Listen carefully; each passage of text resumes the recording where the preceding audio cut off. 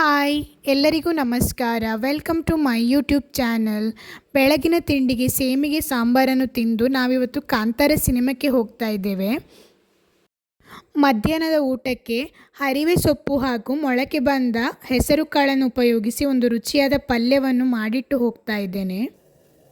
ಹರಿವೆ ಸೊಪ್ಪು ಹಾಗೂ ಹೆಸರು ಕಾಳು ಒಂದೊಳ್ಳೆಯ ಕಾಂಬಿನೇಷನ್, ಬೇಗನೆ ಬೇಯುತ್ತದೆ ಕೂಡ. ದಿಢೀರಾಗಿ ಈ ಪಲ್ಯವನ್ನು ಮಾಡಿಕೊಳ್ಳಬಹುದು. ಒಗ್ಗರಣೆ ಸಿಡಿದ ನಂತರ ಹೆಚ್ಚಿಟ್ಟುಕೊಂಡಿರುವ ಹರಿವೆ ಸೊಪ್ಪು ಹಾಗೂ ಮೊಳಕೆ ಬಂದ ಹೆಸರು ಕಾಳನ್ನು ಹಾಕಿ ಚೆನ್ನಾಗಿ ಬೇಯಲು ಬಿಡಬೇಕು. ಕೊನೆಯಲ್ಲಿ ತುರಿದಿಟ್ಟುಕೊಂಡಿರುವ ತೆಂಗಿನ ತುರಿಯನ್ನು ಹಾಕಿದರೆ ಪಲ್ಯ ರೆಡಿ ಆಗ್ತದೆ. ಬೇಗ ಬೇಗ ಮಧ್ಯಾಹ್ನ ಊಟಕ್ಕೆ ಅಡಿಗೆಯನ್ನೆಲ್ಲ ಮಾಡಿಟ್ಟು ಸಿನಿಮಾಕ್ಕೆ ಹೋಗಲು ರೆಡಿ ಆಗ್ತಾ ಇದ್ದೇವೆ. ಫೈನಲಿ ನಮಗೆ ಕಾಂತಾರ ಸಿನಿಮಾಕ್ಕೆ ಹೋಗಲಿಕ್ಕೆ ಟಿಕೆಟ್ ಸಿಕ್ಕಿತ್ತು. ಇವತ್ತು ಸಂಡೇ ಬೆಳಗ್ಗೆ 10 ಗಂಟೆ ಶೋಗೆ ಹೋಗ್ತಾ ಇದ್ದೇವೆ, ಶ್ರೀ ಗುರು ಥಿಯೇಟರ್ ಹಾಸನದಲ್ಲಿ. ಸಿನಿಮಾ ತುಂಬಾ ಚೆನ್ನಾಗಿತ್ತು.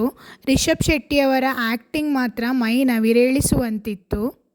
ಕಥೆಯು ಪೌರಾಣಿಕ ಹಿನ್ನೆಲೆಯೊಂದಿಗೆ ದೇವರ ನಂಬಿಕೆ, ಪ್ರಕೃತಿ ಮತ್ತು ಮಾನವನ ಸಂಬಂಧವನ್ನು ಮನಮುಟ್ಟುವಂತೆ ಚಿತ್ರಿಸಲಾಗಿದೆ. ದೇವರ ನಂಬಿಕೆಯ ಅಸ್ತಿತ್ವ, ಭಾವನೆಗಳ ಶಕ್ತಿ ತುಂಬಿದಂತಹ ಚಿತ್ರ ಇದಾಗಿತ್ತು. ಪ್ರತಿಯೊಬ್ಬ ಕನ್ನಡಿಗನು ನೋಡಲೇಬೇಕಾದಂತಹ ಚಿತ್ರ. ರಿಷಬ್ ಶೆಟ್ಟಿಯವರು ಕನ್ನಡ ಸಿನಿಮಾವನ್ನು ಉತ್ತುಂಗಕ್ಕೇರಿಸಿದ್ದಾರೆ. ನೀವು ಸಿನಿಮಾವನ್ನು ನೋಡಿದ್ದರೆ ನಿಮ್ಮ ಅನುಭವಗಳನ್ನು ಕಮೆಂಟ್ ಮೂಲಕ ತಿಳಿಸಿ. ಧನ್ಯವಾದಗಳು.